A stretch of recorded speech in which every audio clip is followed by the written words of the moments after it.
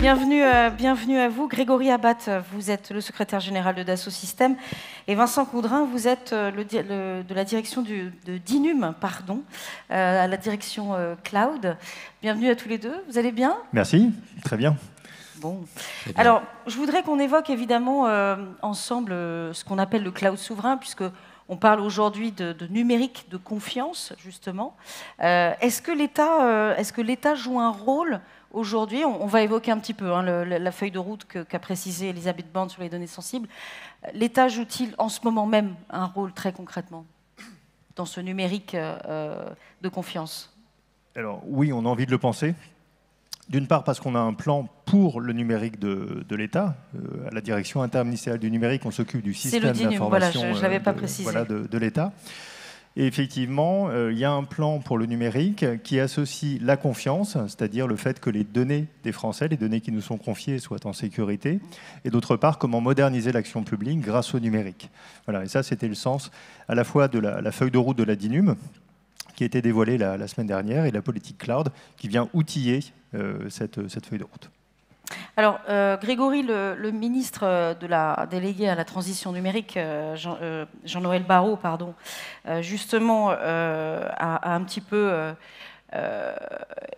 finalement donné cette impulsion qui va permettre d'établir une feuille de route plus concrète, en fait, autour de ça, que vous avez suivi, j'imagine, à la lettre, c'est certain. Est-ce qu'elle sera présentée à l'automne, d'ailleurs, cette feuille de route précisée par le ministre? Alors, en effet, parce que, Marion, je pense que la confiance, c'est quelque chose qui se construit, ça ne se décrète pas. Et pour ça, il faut un cadre. Et l'État, puisqu'on est là pour parler aussi du rôle de l'État, est capital à cet égard. Et l'exemple je crois auquel vous faites allusion concernant l'annonce par Jean-Noël Barrot de la création d'un comité stratégique de filière pour le numérique de confiance s'inscrit parfaitement dans cet esprit de créer le cadre de la confiance. En effet, Dassault Systèmes, 3DS Outscale participe à ce processus puisque nous copilotons plusieurs groupes de travail dans ce comité stratégique de filière. David Chassan, notamment ici présent, copilote le groupe de travail sur le cloud de confiance, donc avec des feuilles de route qui vont être élaborées et présentées dès l'automne, et une ambition derrière pour toute la filière. Donc voilà un exemple en effet d'action concrète aussi de l'État à côté de ce que fait la DINUM. Donc ça avance, c'est ça qu'il faut comprendre, ça avance. Parce que les enjeux sont évidemment importants, on peut le rappeler en quelques mots ici, les enjeux sont notamment dans un contexte géopolitique assez tendu au global, ne l'oublions pas, donc ça donne à Secnum Cloud notamment ce label qui se veut vraiment une arme sécuritaire sur le cloud, je crois. Justement, c'est ça aujourd'hui, Secnum Cloud, qui est un petit peu la pierre angulaire, qui est cet outil qui peut justement accompagner les autres initiatives. C'est vraiment au centre?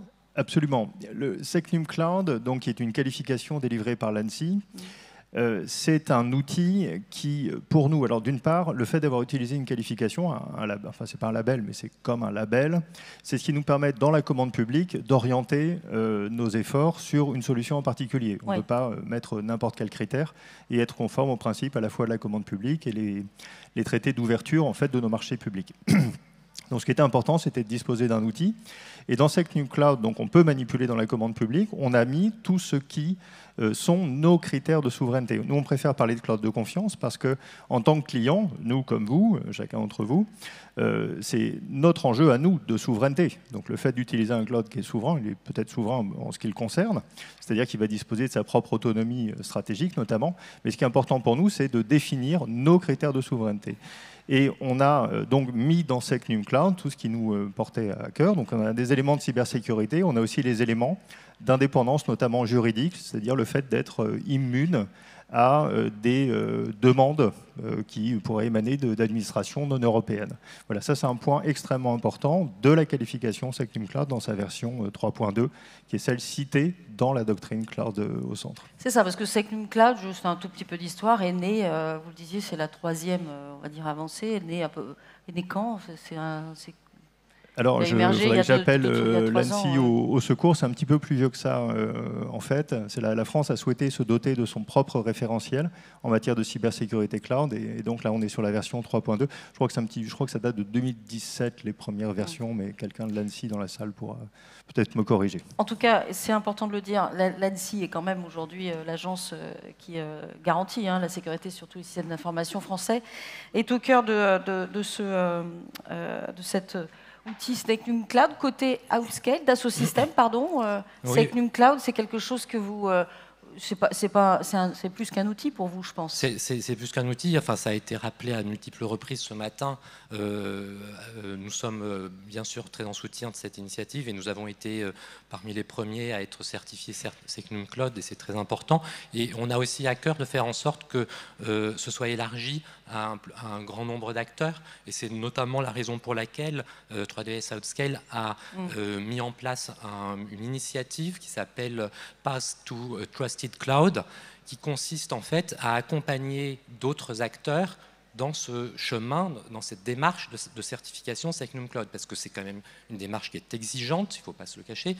Et donc, voilà, il y a un forum un peu d'échange et d'accélération qui a été mis en place, aux côtés d'une initiative aussi qu'il faut relever de la BPI concernant le financement, puisque c'est aussi des investissements qui sont derrière.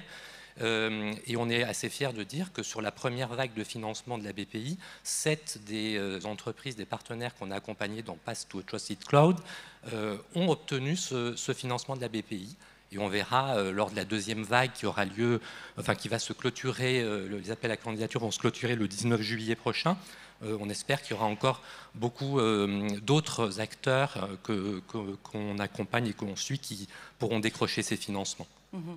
Alors, donc il y a de la co-construction, on le voit bien aussi derrière, c'est ça que je trouve intéressant, effectivement. On l'a évoqué un peu tout à l'heure, Elisabeth Borne a fait une mise à jour, quelque part, de ce qui pourrait être aujourd'hui, ce qui est nommé d'ailleurs Cloud au centre. On voit bien que l'État prend les choses de plus en plus au sérieux sur des enjeux de données sensibles. Est-ce que vous pouvez un petit peu nous en dire plus, Vincent, sur... ce qu'a précisé Madame la Première ministre, le Premier ministre. Oui, en effet. Donc, cette mise à jour, on l'a souhaité. Alors, d'une part, il faut voir ce qui ne change pas. Donc, la circulaire du 5 juillet 2021, qui était une circulaire du Premier ministre Jean Castex, effectivement, donnait le cap, c'est-à-dire qu'à partir de maintenant, on fait du cloud au sein de l'État. Cloud égale DevOps égale mode produit. Donc, vraiment une doctrine de transfo pour dire, et c'est l'essentiel de la doctrine, on prend la posture cloud pour faire un numérique plus réactif, plus responsable. Ça, c'est le premier point, et ça n'a pas changé. En revanche, après 2 ans presque d'exercice de la doctrine, on avait énormément de questions, à la fois de la part des administrations.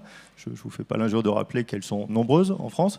Donc on avait énormément de questions sur ce qui était réellement sensible. Et d'autre part, on souhaitait apporter des garanties aux industriels, ceux, on l'a cité, donc qui se dirigent vers la qualification Secnum Cloud pour les aider à identifier le marché. C'est-à-dire que, est-ce que le marché du Secnum Cloud, c'est quelques millions en France, quelques milliards? Est-ce que ça peut s'étendre au niveau européen, etc. Et donc, il fallait donner des éléments de lisibilité sur le marché, qui sont aussi au cœur de la stratégie cloud de l'État, enfin à laquelle la doctrine... pour l'administration dont elle fait partie. Et donc, on a souhaité préciser dans quel cas le recours à une solution qualifiée Secnum Cloud était indispensable. Alors, je peux peut-être décrire un peu le contenu, justement, de cette mise à jour. Ça, c'est le pourquoi. On a dit qu'il faut un motif légitime. Alors, le motif légitime, c'est le fait que vous vouliez protéger des secrets protégés par la loi. Il y en a beaucoup, donc le secret fiscal, les données personnelles sensibles, pas toutes les données personnelles, mais les données personnelles sensibles. Il y en a du secret statistique, il y a des secrets comme ça. Et puis, il faut aussi une notion de proportionnalité, c'est-à-dire qu'il faut que le secret que vous souhaitiez protéger, ou d'ailleurs un deuxième cas qui est le fait d'être impliqué dans des informations, dans des missions essentielles de l'État, il faut que la violation de la donnée, que ce soit par... une brèche sur la confidentialité, l'intégrité, la preuve, la traçabilité ou la disponibilité, il faut qu'on ait une conséquence grave. Alors les conséquences graves, elles peuvent être sur l'ordre public, sur la santé, la sécurité des personnes, etc. Et donc il faut qu'on ait la conjugaison de ces deux facteurs. Vous avez une information que vous souhaitez absolument protéger ou une mission dont vous souhaitez assurer la continuité. Il faut d'autre part que la violation de la donnée, c'est-à-dire la brèche, ce qui va arriver à votre plateforme d'hébergement, il faut que ça ait une conséquence grave sur ces activités ou sur ces données. Voilà. Ça, c'est l'esprit de la doctrine, ce qui va aider, on a déjà des feedbacks très positifs, qui va aider en fait les administrations et les industriels du SecNum Cloud, enfin, qui sont tentés par le SecNum Cloud, de mieux identifier le marché à adresser. Merci beaucoup pour ces précisions sur justement cette nouvelle, cette précision de l'État sur le cloud au centre. Vincent, SecNum Cloud est une qualification française. Est-ce qu'il y a des initiatives, je dirais, similaires pardon Vincent, je vous regarde vous, à l'échelle européenne? Parce qu'à l'échelle européenne, il se passe aussi beaucoup de choses en ce moment. On regarde le sujet quand même de près, notamment avec l'impulsion de Thierry Breton. Oui, il y a effectivement une agence qui s'appelle l'ENISA de la Commission européenne. S'est vu confier la mission par Thierry Breton de construire un référentiel de cybersécurité dans le cloud qui s'appelle l'EUCS, donc pour créer un espace homogène de marché, comme on aime bien ça en Europe. Et donc l'idée, c'est de faire plusieurs niveaux, et le niveau le plus élevé, c'est celui qui remplacera, c'est réellement ce qu'on souhaite, le SecNum Cloud français. Alors, on le souhaite parce qu'on veut créer un espace de marché qui soit grand, puisque nous, nos enjeux, si on parle un petit peu d'enjeux de souveraineté, si notre enjeu de souveraineté, c'est uniquement la cybersécurité, c'est pas compliqué, il doit nous rester des Minitel, on les met dans nos bureaux et puis on dit on est souverain. Voilà. Mais la souveraineté, c'est aussi une question leadership, c'est-à-dire qu'il faut accéder aux dernières technologies, il faut moderniser l'État. Il ne faut pas oublier la compétitivité, c'est important. Il ne faut pas oublier, mais même au niveau de l'État, on est rarement en compétition, en tout cas pas sur l'administration pure et dure.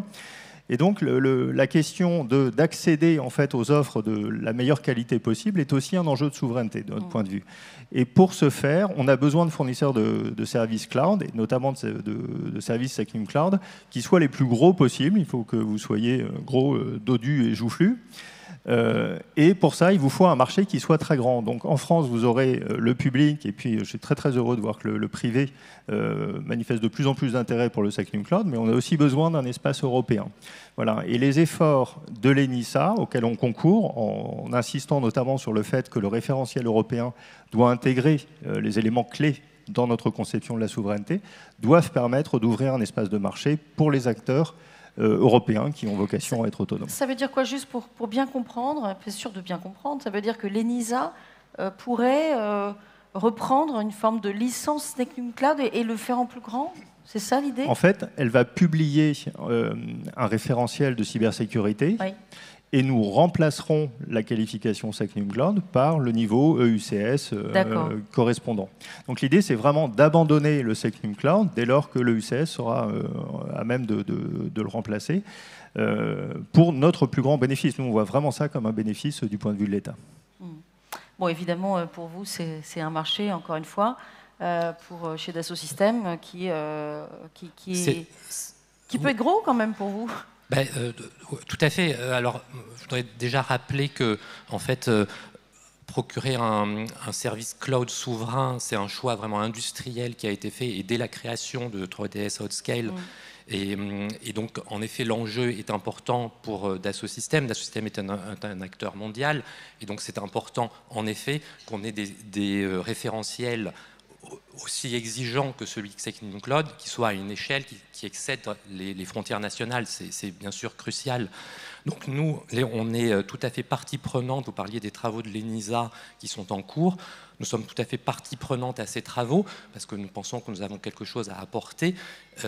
Et du coup, nous sommes aussi pleinement en soutien de la démarche qui est portée par la France, d'avoir ce niveau d'exigence élevé en termes de sécurité et de souveraineté, ce niveau high+, Et nous espérons nous appelons vraiment de nos voeux qu'il puisse venir peut-être se substituer en effet à Secnum Cloud le plus rapidement possible, mais avec toujours ce degré d'exigence important. Alors, on en reparlera peut-être au Cloud Days 2024 pour savoir si l'échelle est passée au-delà. Un grand merci à tous les deux, Vincent Coudrin et Grégory Abat. Merci beaucoup.